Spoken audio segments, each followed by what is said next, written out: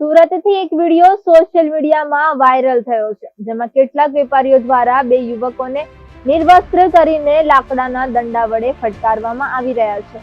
સૂત્રો પાસેથી મળતી માહિતી મુજબ આ બંને યુવકોને ચોરીનો આરોપ લગાવી વેપારીએ ઢોર માર માર્યો છે.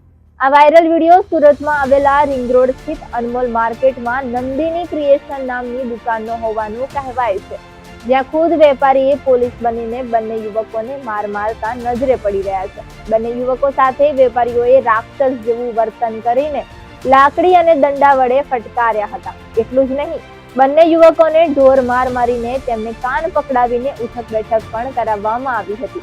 સુરતમાં કેટલાક સમયથી ચોરીની ઘટનાઓ બની રહી છે, ત્યારે અનમોલ માર્કેટમાં બે યુવકો ચોરી કરી હોવાના આરોપ લગાવીને વેપારીઓ બંને યુવક પર તૂટી પડ્યા હતા. વેપારીઓએ કાયદો હાથમાં લઈને યુવકોને તાલિબાની સજા ફટકારી હતી.